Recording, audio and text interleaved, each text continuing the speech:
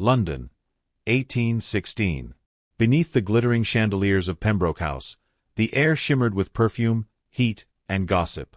The orchestra's violins sang out over the murmur of silks and jewels, while footmen moved like shadows along the walls, pouring champagne into the hands of lords and ladies who smiled too easily.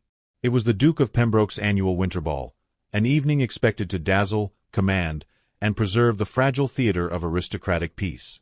The Duke himself stood near the grand stairway, framed by candlelight that burnished his black hair and caught the frost in his eyes. To all appearances, Alaric Pembroke was every inch the composed nobleman, dutiful, self-contained, and immune to scandal. Yet there lingered a tension in the set of his shoulders, an almost imperceptible stiffness that betrayed something restless beneath the polished calm.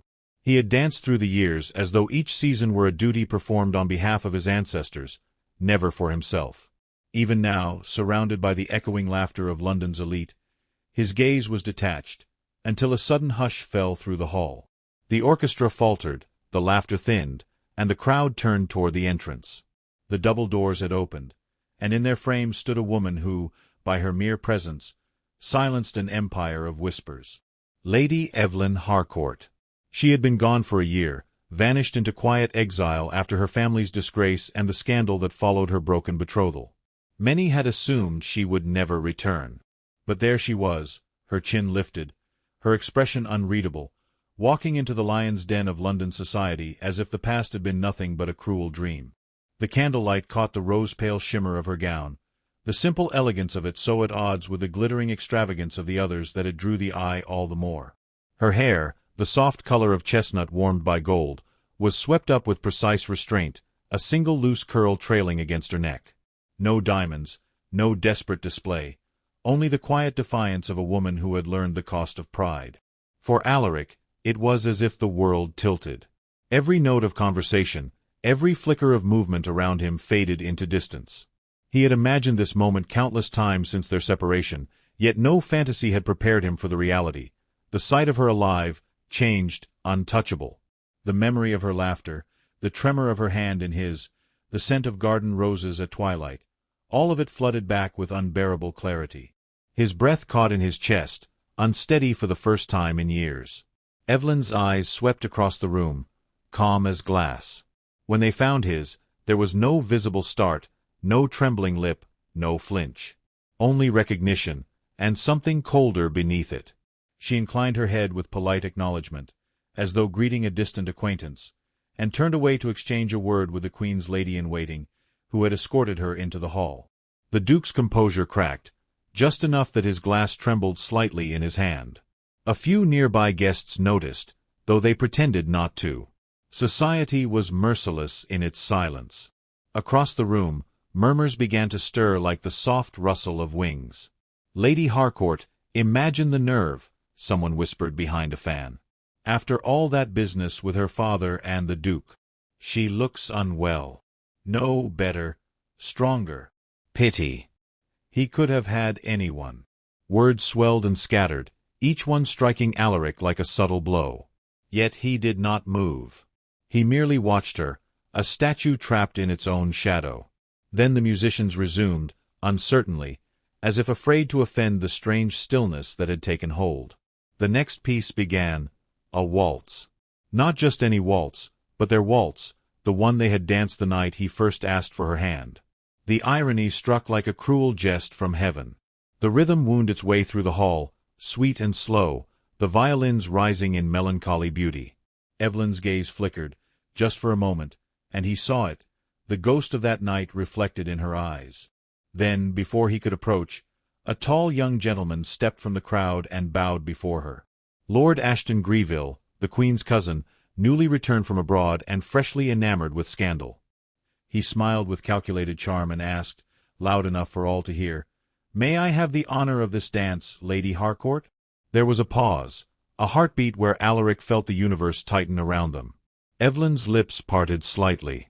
She looked across the room, directly at him, and in her silence he read everything: memory, defiance, and the aching dignity of a woman who refused to be pitied.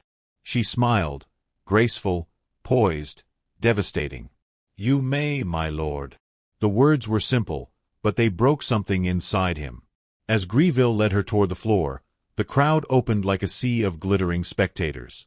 The music swelled, and she began to move, light, composed, every motion precise as breath.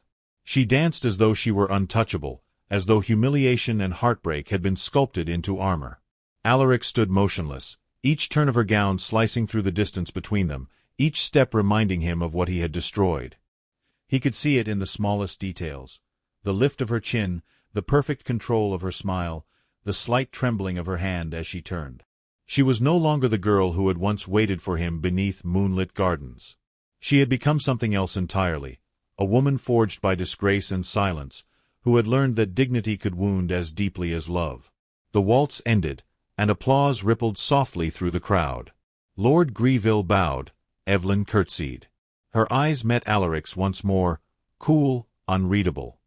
He thought, absurdly, that he might cross the floor and speak to her, that perhaps some forgotten mercy might still exist between them. But before he could move, a hand touched his arm. It was Lady Catherine Fairborn, her expression bright and possessive, her fan fluttering like a claim. "Your Grace," she murmured, "you look pale. Are you quite well?" He answered automatically, without meaning the words. "Perfectly, my lady." But as he turned back, Evelyn was gone. The crowd resumed its chatter, the candles burned lower, and the music rose once more as though nothing remarkable had happened. Only the Duke remained still, the taste of regret sharp as wine upon his tongue. The narrator of the evening, the very air itself, seemed to whisper of consequences long overdue. He had told himself that he had chosen wisely a year ago, that loyalty to the crown was a noble sacrifice. Yet standing there, watching the ghost of the woman he loved move among strangers, he understood the truth too late: honor could be as cruel a master as sin. As the orchestra launched into another dance, Alaric turned toward the stairway, his footsteps slow, deliberate. Each candle seemed to dim as he passed, each whisper fading into memory. Somewhere behind him, laughter rang out, bright and false. He paused only once, glancing back at the place where Evelyn had stood, the echo of her name on his breath. He had thought her absence was silence. Now he knew it was the loudest thing he had ever heard. And though the ball continued without him, a single thought clung to his mind, unshakable and grim, that the past, no matter how deeply buried beneath duty and title, had returned to collect its debt. In the days that followed the ball, London could speak of nothing else. The return of Lady Evelyn Harcourt rippled through parlors, drawing-rooms, and supper tables like a sudden chill that refused to lift. Her reappearance had disturbed the delicate fabric of gossip. Every duchess, every debutante, every powdered gentleman found themselves retelling the story in hushed tones, each version crueler, each embellished with new suspicion. The Duke of Pembroke, whose restraint had long been the envy of men and the torment of women, was seen for once without his usual composure. It was said he had barely spoken after the waltz, that he had turned pale as marble, that his glass had shattered in his hand. None of it was true, yet all of it was believed, and that, in London, was all that mattered. Evelyn read none of the papers, but she heard the whispers. They followed her like a perfume that would not fade. She spent her mornings in Hyde Park, driving with the Queen's lady-in-waiting, whose company provided both protection and opportunity.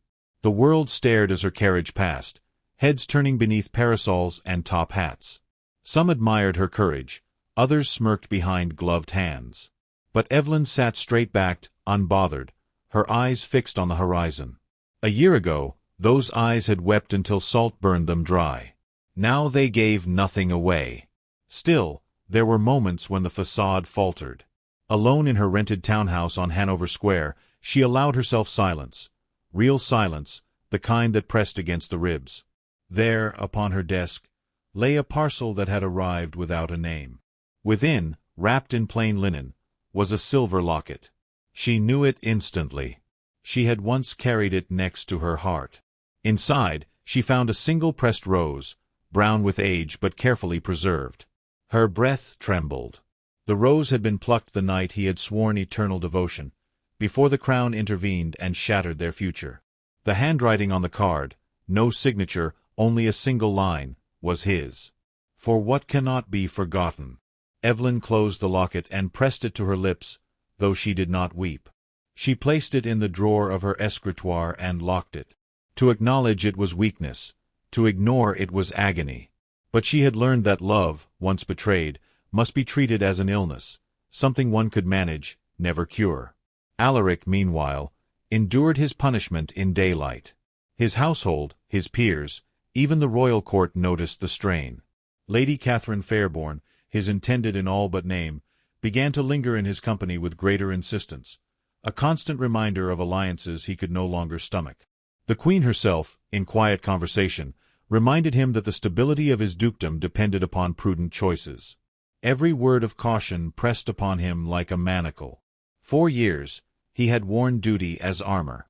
Now it felt like a chain. He had not meant to send the locket.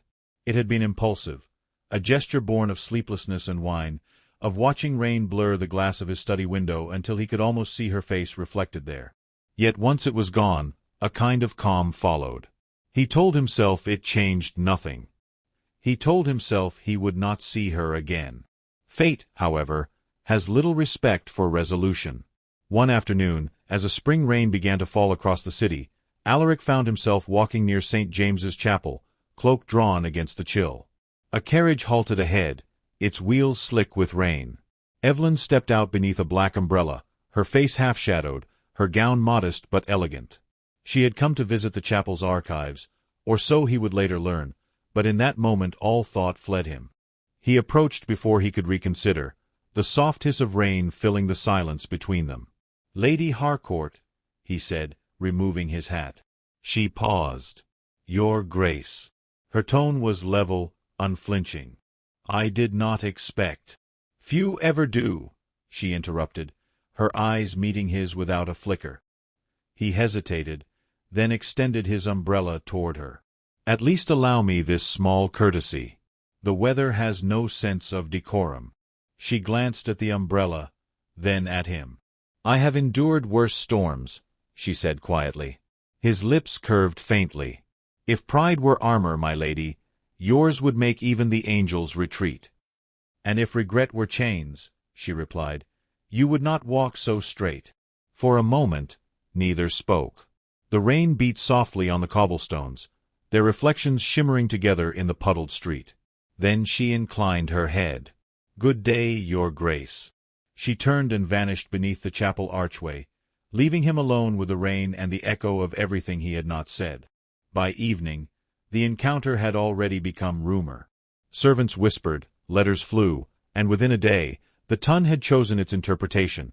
The Duke sought reconciliation. Some called it gallant, others, foolish. Lady Catherine's expression when she heard was described as unwell.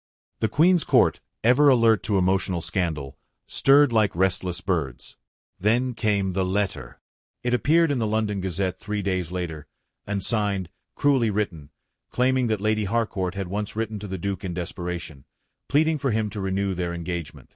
It was a fabrication, but it carried the scent of truth, and London feasted upon it. Evelyn read the piece in stunned silence. Her hands did not tremble, but her eyes burned. She recognized the work of someone powerful, someone determined to see her humiliated once more. When Alaric saw the same column, his composure at last broke. Against every political instinct, he spoke, publicly and without permission. At a dinner hosted by the Foreign Secretary, he rose from his chair, every gaze fixed upon him, and declared in measured tones that the letter was a lie. "Lady Harcourt's dignity," he said, "is beyond reproach. Those who speak otherwise shall find their own honor in question." The room fell into stunned silence. Such a declaration, so uncalculated, was unheard of. The Crown would not approve. But he did not care. The following morning, the scandal shifted. Some called it chivalry, others madness. London was divided, and yet beneath it all, something changed. Evelyn's name, once whispered with pity, was now spoken with reluctant respect. At week's end, the Queen's annual garden gathering drew every eye once again. The lawns glittered with parasols and laughter, the scent of lilac thick in the air. Evelyn stood beneath a marble arch, conversing quietly with her patroness, when Alaric approached across the grass. The crowd seemed to ripple at his presence, their voices softening into expectation.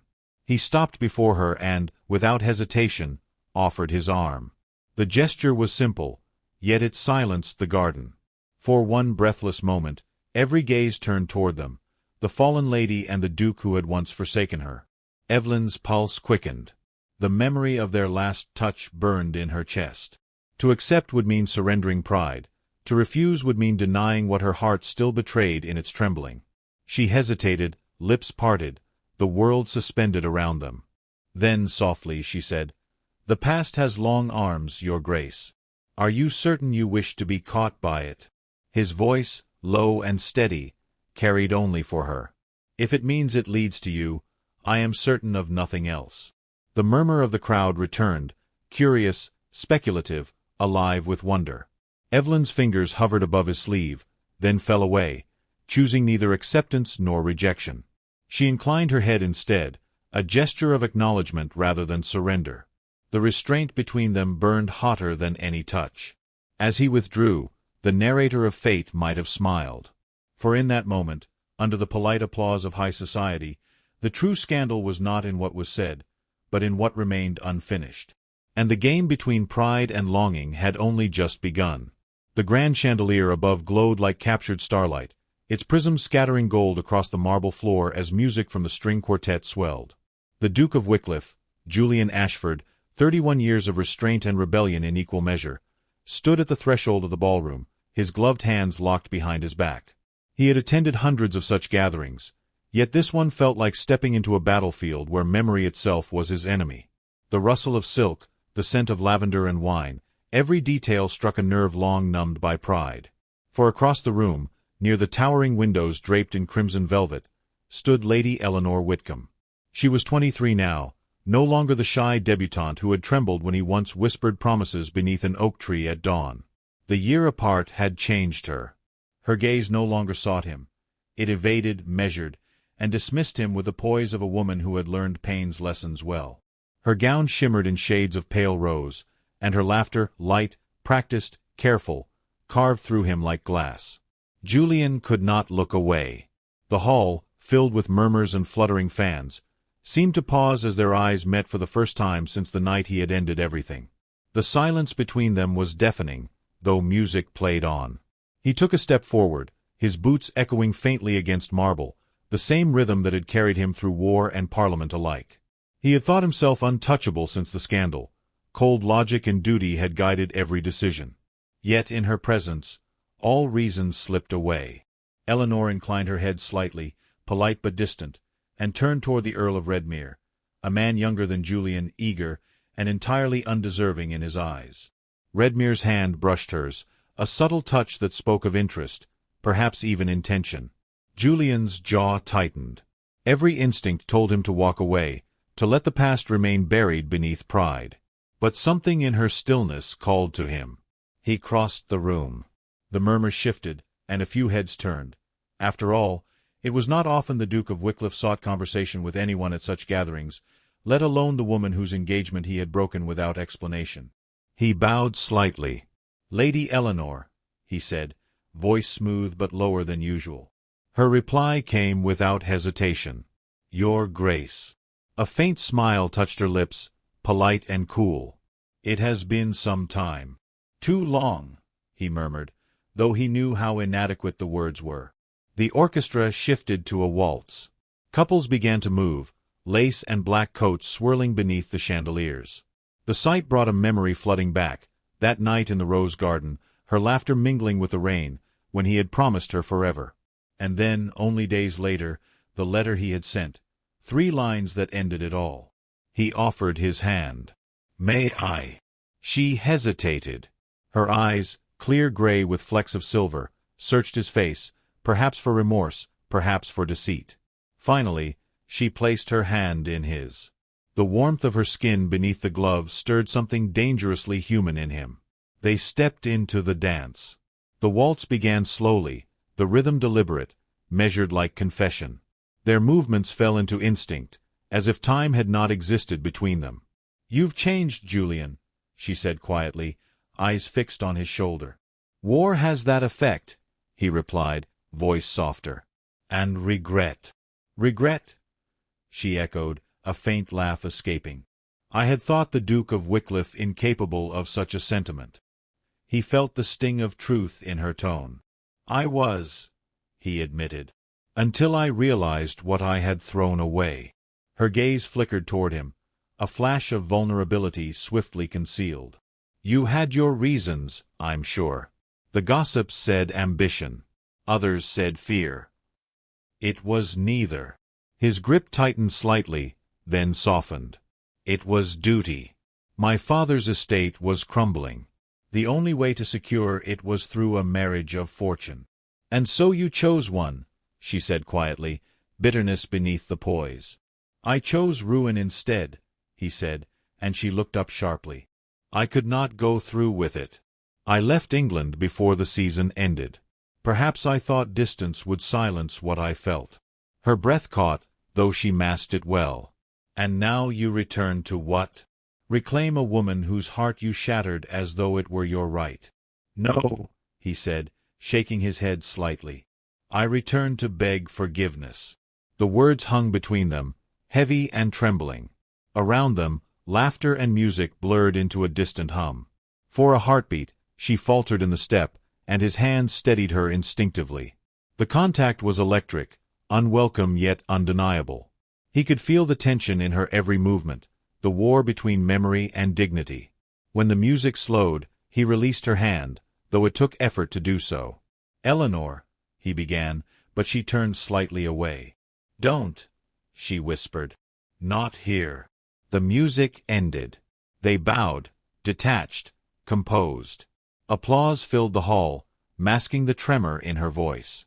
She stepped back, curtsied with perfect grace, and moved toward the side doors leading to the terrace. Julian hesitated only a moment before following. The night air outside was crisp, laced with the scent of rain and roses. Moonlight pooled across the stone balustrade. She stood by the railing, her silhouette outlined against the silver sky. You shouldn't have followed me, she said, not turning. Perhaps not, he admitted. But I cannot stand in that room and pretend I feel nothing. Her voice softened, barely audible. And yet a year ago, you did just that. He exhaled, the weight of guilt pressing on his chest. I was a coward, Eleanor. I thought denying you was protecting you, from scandal, from ruin, from me. But I see now the only thing I protected was my pride. At that, she turned to face him. The composure she had worn like armor cracked, just enough for truth to gleam through. Do you think words can undo what you did? She asked, voice trembling with restrained hurt. No, he said simply. But I hope they might be the beginning. They stood in silence, the faint sound of violins drifting through the open doors. Her eyes searched his face, perhaps seeking sincerity. The rain began, soft, persistent, as if the heavens themselves sought to cleanse old wounds. She turned toward the hall again, but paused. Julian, she said quietly, without looking back, some wounds do not heal with apologies. But perhaps they remind us where the heart still beats. And with that she walked away, her figure vanishing into the light of the ballroom once more. Julian remained on the terrace, rain soaking through his coat, the echoes of her words haunting him.